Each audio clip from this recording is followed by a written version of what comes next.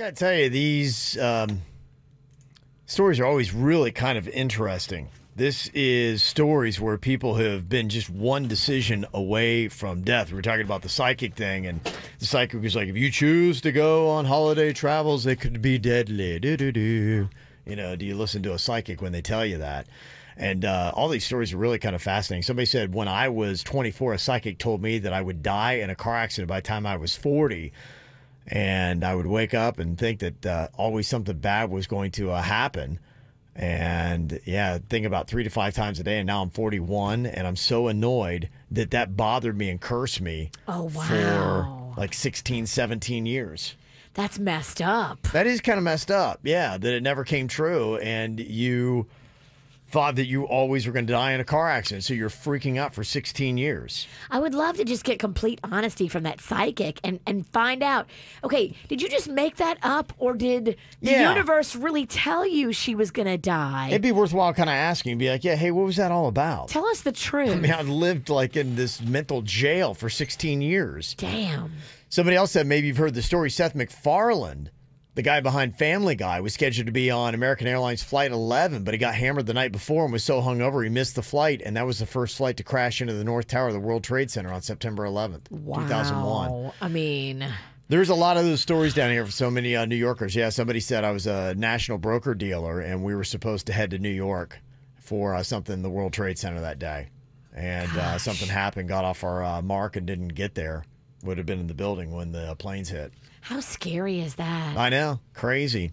Yeah, somebody talked about a wooden roller coaster that they were on, and they rode it all day long, and their mom's like, come on, we got to go, please, one more time. And that one more time, the coaster crashed.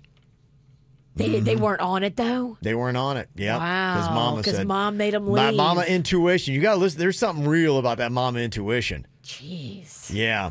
A lot of things about car crashes, too. And somebody said in 2014 when I was at FSU, I decided to not go to the library. I just had a weird feeling about it, and there was an active shooter there that night. Oh, my gosh. Yeah.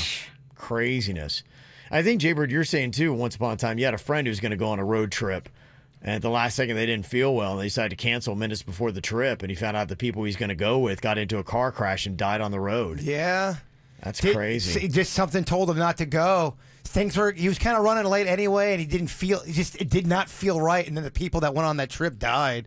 Really? Yeah. Yeah, wouldn't it be nice to find out what is that what is that thing that says, nah, don't do it? I don't want to know. If I skirted death because of a decision I made. But what was it was telling you that just compelled you to be like, I have a bad feeling about this? But when all the people that are in the car that you were supposed to be in died. Yeah. That's glaring and it's in your face. Yeah. And then you think about it. I wonder if your friend has like survivor's guilt. You also have those stories where a sister will feel something terrible go, like something's wrong on her stomach, and then 3 hours later she finds out her brother or sister's passed away states away. Mm-hmm. Wow. Got Danny on here from West Palm with a near-death story. What happened with you, Danny? Oh, yeah, good morning, guys. Morning. So I was in college, sort of like an on-campus work program. Mm-hmm. And the pool heater had been overheating or whatever. So we went to check on that to fix it. I was leaning against the wall or sitting down. I can't really remember, but I dropped my cell phone. And then when I bent down to pick my cell phone up, I didn't sit in the exact same spot. And that's when the heater to the pool just blew up. And blew a 3-foot hole in the wall right where my head was at. Oh, my gosh. Oh, my gosh. Yeah. Yeah. Dang. And if you hadn't bent over to pick up your phone, your head would have been annihilated? Yeah, I picked my phone up, and for some reason I stood over like 1 foot, and then that's when I heard a big boom, and I looked to my left, and you can see like outside to the street. Whoa. Wow. Do you live like with a new? Do you live with like a new motivation on life, Danny? That you got something to accomplish? This was in '99. It was a while ago, but I definitely do though. I definitely do. Yeah, I can imagine that. You'd be like going, "There's a reason why I'm around." Somebody said at 21, a psychic told me to stay away from helicopters, so I refuse now to get on one.